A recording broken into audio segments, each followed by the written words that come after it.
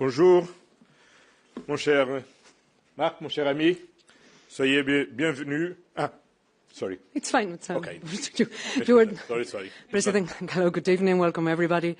Without further ado, I will give the floor to President Costa. The 20th EU-Canada Summit just finished. President, the floor is yours. Muchas gracias. Eh bien, soyez bienvenus à Bruxelles, à l'Union européenne. C'est toujours un plaisir de recevoir un ami très spécial comme c'est le Premier ministre du Canada. Our 20th summit is much more than a symbolic milestone. It is a powerful political statement. The European Union and Canada are among the closest allies in the transatlantic space. We see the world through the similar lens, and we stand for the same values. We have always stood by each other, and we will continue to do so. Building upon these very solid foundations, we have agreed to forge even stronger bonds. With the support of the 27 member states, we will take our strategic relationship to an unprecedented level of closeness. That's why today marks a turning point in our history. First, on defence. We have just signed the European Union-Canada Security Defence Partnership. It is a reflection of our mutual commitment to peace, transatlantic security, and deeper cooperation in building defence capabilities. It opens new opportunities for companies on both sides of the Atlantic. While NATO remains the cornerstone of our collective defence, this partnership will allow us to strengthen our preparedness faster and better, to invest more and to invest smarter. On the economic front, we agreed to expand our trade flows and promote our economic security. Thanks to the Comprehensive Economic and Trade Agreement, since 2017, bilateral trades in goods and services has surged by 71%, demonstrating the tangible benefits of our free trade agreement for citizens and business alike. CETA belongs to a new generation of trade deals. It protects workers, preserves the environment, and safeguards our trademarks. Now, we are working on expanding this relationship and broadening our cooperation. Our new joint agenda will allow us to work more closely in the fields of digital trade, energy security, labour mobility, and the supply of critical raw materials. We will join forces in the global race for artificial intelligence and other breakthrough technologies. And we will also foster people-to-people ties and promote exchanges in education and innovation, while firmly defending academic freedom. Together, we will fight climate change. Global problems require global collaboration, and the European Union and Canada can rely on each other. Our prosperity is interlinked, and together we are stronger. The summit could not be more timely. After the G7 in Kananaskis, the day before NATO summit, and the week of the European Council will discuss Europe in the world. Together, we continue to uphold the values that unite us. At a time when the rules-based international order is under pressure, when multilateralism is under attack, the European Union and Canada stand out as responsible, predictable, and reliable partners. Thank you. Thank you very much, Madam President. Yes, thank you very much. Thank you, Antonio, Prime Minister, dear Mark. At our last summit, it was an honor to visit St. John's, Newfoundland, which has a very special place in my heart because this is the place where my husband landed at the 9/11 attacks. And it was a time where my husband and later on me, we felt the warmth and the hospitality of the people of Newfoundland firsthand. Now, dear Mark, I've seen the beauty of Alberta in Kananaskis. You have indeed a vast country, and I'm happy to see more of it. Same goes for you, Antonio. So we'll be back, and we're very curious to see where you will lead us to, perhaps to the Arctic, which is so important to both of us, and where we have been so clear about the EU support to our Greenlandic partners. Dear Mark, you took the helm of the G7 presidency in challenging times, and you delivered.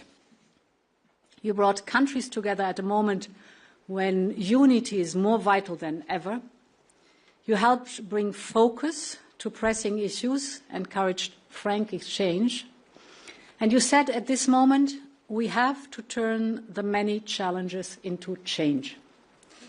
That is what we are doing today as we meet here in Brussels. As the saying goes, hard times reveal true friends. In these challenging times, we're taking huge steps forward to deepen our strategic partnership. And let me start with defence. Canada and the European Union have been working closely on this for years, both bilaterally and in NATO. Canada has been leading NATO's enhanced forward presence in Latvia since 2014. You're making Europe's eastern flank stronger and safer. And today we're stepping up our cooperation. As you said, we signed a security and defence partnership. It will strengthen Canada's role in Europe's rapidly evolving defence architecture. And it's just the beginning. We will now swiftly launch talks on Canada's access to a joint military procurement instrument. We call it SAFE. It's 150 billion euros. And together we will define where our cooperation can have the most value added and where we should channel joint investments. It will be good for our industries, it will be good for our people, and it will be good for the transatlantic security too. And of course it will be good for our continued support to Ukraine, because the more we invest in the highly innovative Ukrainian industry, the more the industry will be capable and the better Ukraine can defend itself. Dear Mark, Canada has shown incredible generosity to Ukraine, training almost 45,000 troops, welcoming the refugees. Today, Ukraine needs our support more than ever, and you made it clear in Kananaskis last week. We are determined to explore further sanctions to maximize pressure on Russia to come to the negotiation table. So far, the European Union and its member states have mobilized almost 150 billion euros. The friends of Ukraine, all of us, we must now plan for more support for 2026 and beyond. And of course, our focus is turned to the Ukrainian Recovery Conference in Rome in July. And as a key member of our donor platform, Canada is contributing significant financial support to Ukraine, crucial assistance for reconstruction projects, as well as invaluable technical assistance. In Kananaskis, we also discussed the importance of open, stable and free trade among partners. It's a powerful foundation of our prosperity. CETA is our shared success story that illustrates this perfectly. And indeed, Antonio, you mentioned the 17% increase in trade since 2017 in numbers. It is, in 2023 alone, total trade reached an impressive 123 billion euros. And thanks to CETA, the EU's GDP grew by 3.2 billion, while Canada sees a 1.3 billion euro boost each year. So CETA stands as a strong symbol of the power of free and fair trade. I must say 98% of our tariffs line are zero. I repeated, zero. We know that the ratification process is still ongoing, but we are committed to get this done. That brings me to our economic security. Critical raw materials are at the heart of this effort. Canada is uniquely positioned with our with your unique resources. 90% of your mineral output is exported. That is music in our ears. And the European Union is, of course, proud to be the second largest customer. We want to deepen our cooperation with Canada by reinforcing our strategic partnership on raw materials, but our ambition goes far beyond that. That's why I'm pleased that we've agreed to launch the EU-Canada Industrial Policy Dialogue. That is a forum that will provide an opportunity for business leaders, government ministers and commissioners from the European Commission to meet so that they can explore first-hand ways to strengthen our transatlantic supply chains in critical sectors, for example, sectors like clean technologies. Finally, a word on tech and innovation. We're home to world-class talent on both sides of the Atlantic. They are already working via Horizon Europe, the world's largest innovation program, but we can and we must do more to stay ahead in the global tech race, especially in digital. Building on CETA's success, I'm pleased that we've now agreed to launch work towards a digital trade agreement. On top of this, I think we should deepen our research cooperation in strategic technologies like quantum. Let's connect our supercomputers. We also want to explore Canada's participation in our AI Factory initiative. And just as in defense, we should align our standards. That means working towards mutual recognition of certifications for AI products, cybersecurity, and beyond. Later this year, we will hold the first EU-Canada Digital Partnership Council. It will give us the opportunity to go further. Dear Mark, thank you again for this great and productive summit. It's not over. We still have the dinner. This is the beginning of a new chapter in a long-standing friendship between Europe and Canada. Thank you very much, Madame la Présidente, dear Ursula. Thank you, Monsieur le Président, dear Antonio. Be careful what you wish for. The location of the next summit, you mentioned the Arctic, where I'm from. Last time the European Union was at a summit in the Arctic, it was in Iqaluit in February, which was a G7 summit. I remember it vividly. And I remember this. It was the start of the sovereign debt crisis that affected a number of countries in the world. Okay? Think about the difference between then and now. Think about the institutional changes in Europe. Think about what's happening in the world now in terms of the threats financially, the threats geopolitically, and the stability and the resilience of the European Union. And the fact that the European Union is looking to build positively. We're honored that part of this building is with Canada. But it shows how much has changed and how much changed when you stay true to your values and stay focused.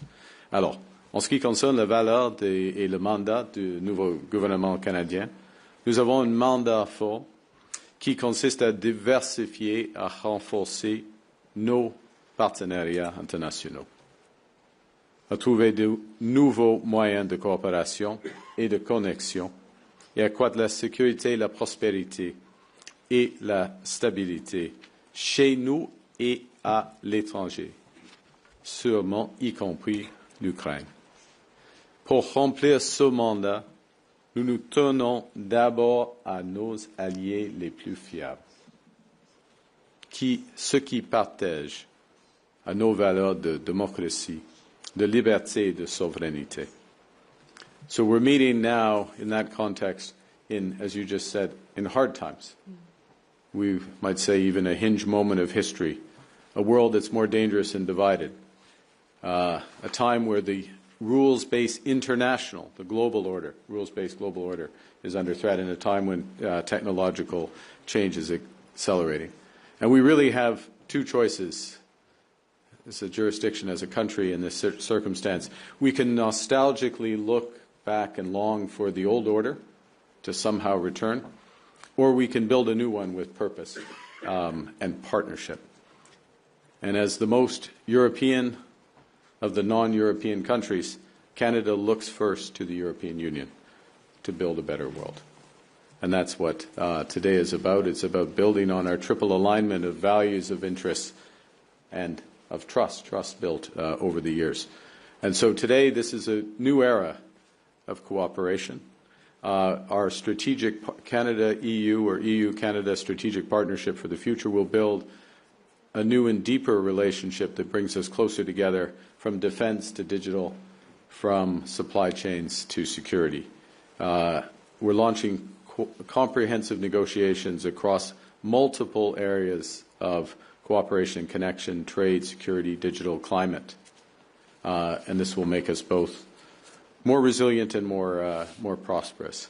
In many respects, what we're committing to, from our perspective, Canada's perspective, is an ongoing process to an ever closer partnership that will bring our people closer together.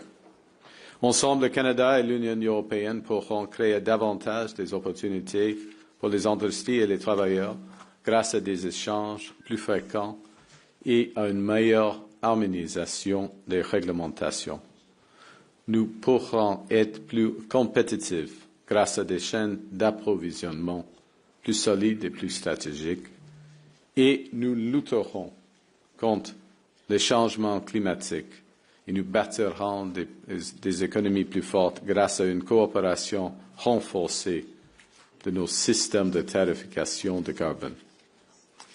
We also, in this more dangerous and divided world, must be prepared to defend our people and our values, to secure our sovereignty and protect our allies. And to these ends, we will be in The Hague tomorrow with new commitments, significant commitments to our own and our mutual defense, meeting our NATO targets, further accelerating investments in coming years, but doing so, the EU and Canada, with this new security and defense partnership, which provides for this increased cooperation across the full spectrum of security.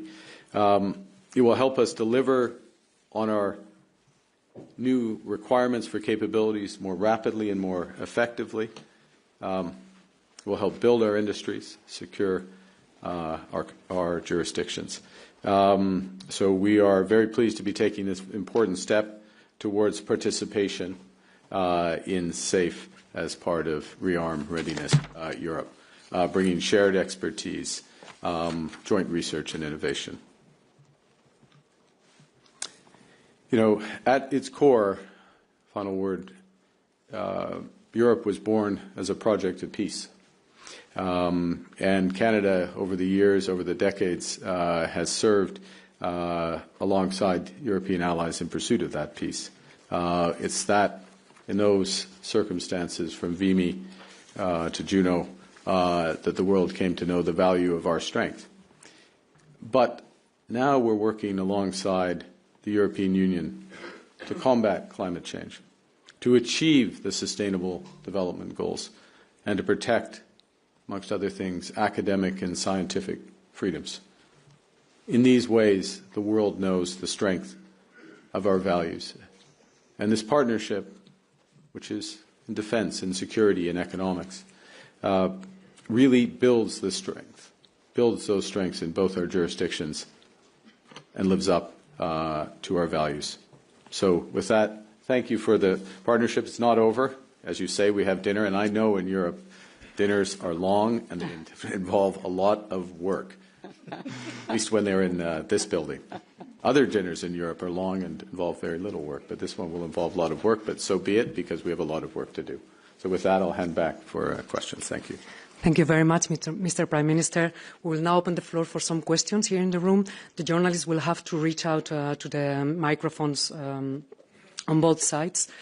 Please identify yourselves and the media you work for. Sir. Good evening. Murray Brewster with CBC News. My question is for Prime Minister Carney. Prime Minister, if you could answer in both French and English, I'd appreciate it. This partnership that you've signed today, and recognizing that there is still some negotiation to do, Europe has its own defense industrial capacity challenges right now, just like Canada does.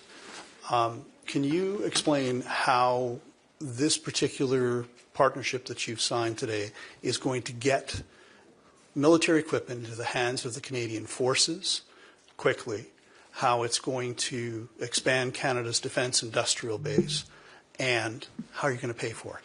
Yeah.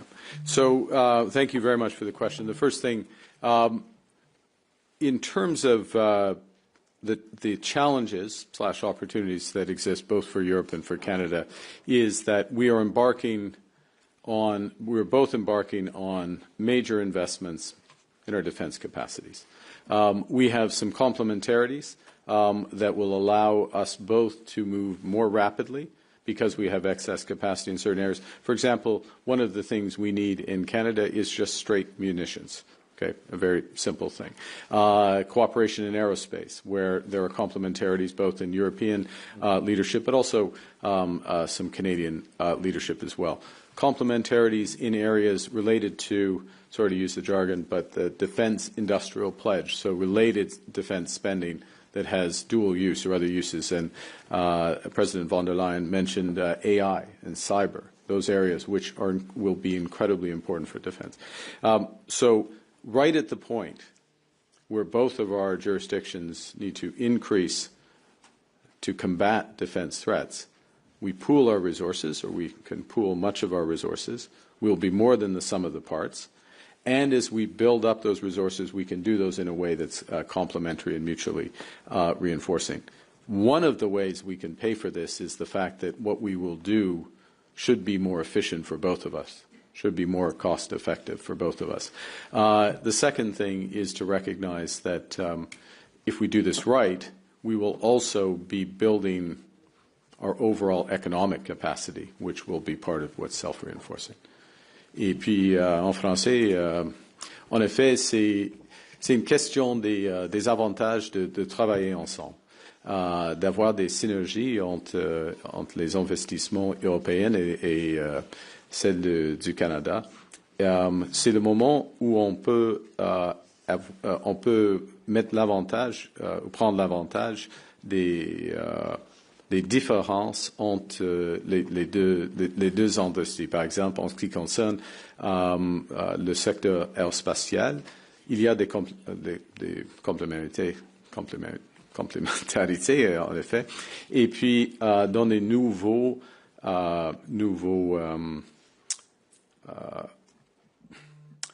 compétences qui seront nécessaires, y compris l'intelligence artificielle et le cyber, la lutte contre le cyber. Encore, il y a des avantages de travailler ensemble et on va le faire.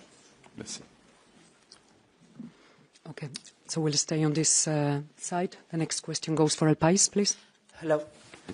This question is for Ms. von der Leyen and Mr. Costa from a European perspective. What can take this agreement for the industry and for the European companies? And, well, one question for Mr. Carney. Do you feel more comfortable in Brussels than in Washington? Thank you. So, you want to start? No, please. The security and defense partnership is very beneficial for both sides because it means joining forces, developing capabilities together. And it's the foundation for Canada. We will discuss basic principles, but to join the investments that we have for joint procurement to boost our military capabilities. We were speaking, for example, about air defense capabilities that are needed in the European Union. We are all part of NATO too, so interoperability plays a large role, and therefore it is important to do these joint procurements not only for the scaling up the industry, because with more scale you can have better, cheaper and faster the results, but also, of course, to improve the interoperability between our troops. The principles are things like reciprocity, so the access to the defense industrial base from our side in Canada, but from Canada's side also in the European Union, or, for example, the security of supply, that in a moment of crisis we can rely on each other, that the supply will continue and will not be cut off. We had the positive experience in COVID that the supply stayed stable on both sides. So these are principles that we will define together, but then the access of Canada to our joint procurement in the European Union is the doors open. Yes. In terms of relative comfort, it's very hot in Washington right now and very humid. I'm sure the dinner will be better, with all due respect to our American friends. It'll be better than it would be in Ottawa. The dinner will be better tonight. Look, I would say in terms of the terms and what we discuss around an economic partnership, we have similar views in terms of the importance of labor standards. We have similar views in terms of addressing sustainability and building sustainability. I think we have similar views in terms of how we develop a true partnership in matters of defense. And I'll add one other point of, I don't want to say this is comfort, but it's effectiveness with respect to Ukraine. The European Union is preparing its 18th sanction package, a very significant package of sanctions. We've just released our latest sanctions, financial sanctions, against Russia, against the Shadow Fleet, against enablers of the Russian regime. We have just committed additional financing to the Ukrainian government and additional military assistance to Ukraine. As President von der Leyen mentioned, we will be participating in the foreign minister is here. We're participating in the reconstruction conference that Italy is leading on behalf of the European Union in a few weeks, because we know, and this is the other element of comfort, that we will stand up and defend these fundamental values: international law, territorial integrity, the rights of state, and democracy as represented in Ukraine. So yes, we take comfort from that alignment, and it is a very effective partnership as a consequence. Thank you. Thank you. We'll take a question from the right. The lady in green, please. Bonsoir, Valérie Gamache de Radio-Canada. Merci de nous accueillir d'abord. Monsieur Carney, si vous pouviez répondre en français et en anglais, Madame von der Leyen, si vous pouviez répondre également à la question. Le secrétaire général de l'OTAN aujourd'hui a affirmé que les frappes américaines en Iran ne violaient aucune loi internationale. Est-ce que c'est aussi votre avis? Alors, il y a plusieurs aspects de cette question. En ce qui concerne l'Iran, depuis des décennies, l'Iran a essayé de développer des armes nucléaires. Premier point. Deuxièmement, depuis des décennies, l'Iran a exprimé un désir d'éliminer l'État israélien. Depuis des décennies, l'État iranien, selon le Canada, a été et est encore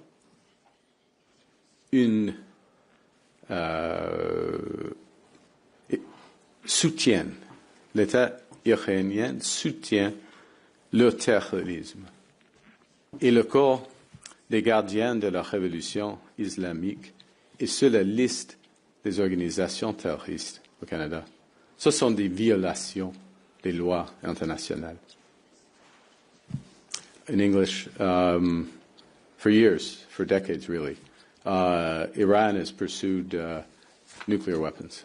Well, Iran has expressed a desire to eliminate the state of Israel,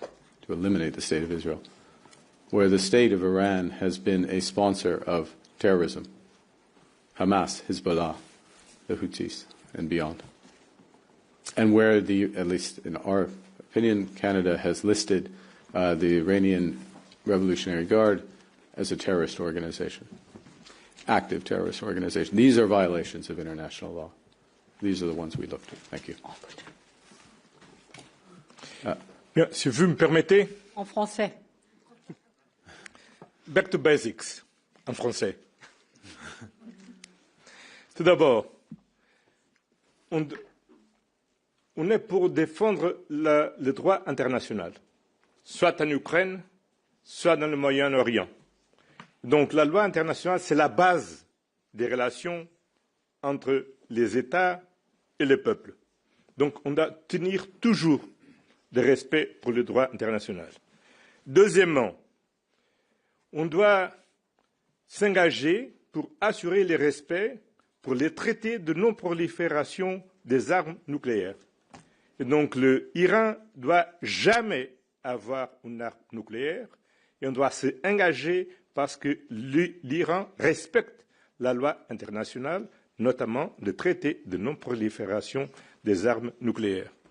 Troisièmement, on doit se bâtir pour la paix. La paix, évidemment, ça veut dire qu'il faut éviter l'escalade. Il faut contenir les actions militaires et il faut ouvrir un espace pour le dialogue et pour la diplomatie. Parce que c'est seulement comme ça qu'on peut arriver à une paix durable dans le Moyen-Orient. Évidemment, on parle maintenant d'Iran. C'est ce qui est à l'heure du jour. Mais il ne faut pas oublier que le Moyen-Orient, ce n'est pas seulement l'Iran. Il ne faut jamais oublier qu'on aura seulement une paix durable dans le Moyen-Orient si on arrive à avoir effectivement une solution de deux États avec une paix entre Israël et la Palestine. Et dans le court terme, il faut qu'Israël accepte le cessez-le-feu immédiat à Gaza, arrête ses actions illégales dans la Cisjordanie et qu'ouvre les portes des frontières pour l'aide humanitaire et évidemment que le Hamas libère immédiatement tous les otages qui restent dans les mains des Hamas. Donc, c'est dans ces quatre principes fondamentaux qu'on doit regarder la question du Moyen-Orient et notamment les questions les tensions qui existent maintenant avec l'Iran. Okay, we have time for one more question. Kim. Thank you. Kim McCrail from the Wall Street Journal. I'm turning us to trade, if you don't mind. A question for President von der Leyen to begin with. On Friday, the U.S. Trade Representative's Office circulated a document it referred to as a draft agreement on reciprocal trade. It includes concessions on the Digital Markets Act, on the Carbon Border Adjustment Mechanism, and methane rules. I'd like to know from you, is the EU prepared to sign on to a deal with the U.S. that includes changes to existing regulations? And I also have one trade-related for Prime Minister Carney. What options is Canada considering besides higher tariffs on U.S. steel and aluminum if the U.S. and Canada don't reach a deal on an economic and security pact by July 21st? Thank you. So without going into details of the trade negotiations, in general, negotiations are only closed at the moment everything is negotiated. But I'm very clear on some topics that touch the sovereignty of the decision-making process in the European Union. This is for us absolutely untouchable. So we're very clear about that. Of course, we discuss tariff lines. We discuss non-tariff barriers like standards and norms, for example. We discuss strategic purchases. We discuss all these topics. But where it is the sovereign decision-making process in the European Union and its member states that is affected, this is too far. Okay. We're getting late, so I'll answer quickly. The first is that, look, what options are we considering? I'll give you an open answer. We'll do what's right for Canada. We're working hard to get a deal, but we'll only accept the right deal with the United States. The right deal is possible, but it's nothing's assured. But what we're going to do, irrespective of the outcome, is we are going to build trading relationships with like-minded partners, reliable partners, partners that are aligned with our values. It begins here, and you see the ambition in this partnership and the scope of ambition, and that's the future of trade. That's the future of trade. The future of trade is digital. The future of trade does take carbon into account. Carbon is trade, right? The future of trade, it does have this defense cooperation. It is consistent with industrial policy, recognizing that industrial policy amongst allies We're all going to NATO, but only some of us in NATO are talking about an allied industrial policy that will make us stronger.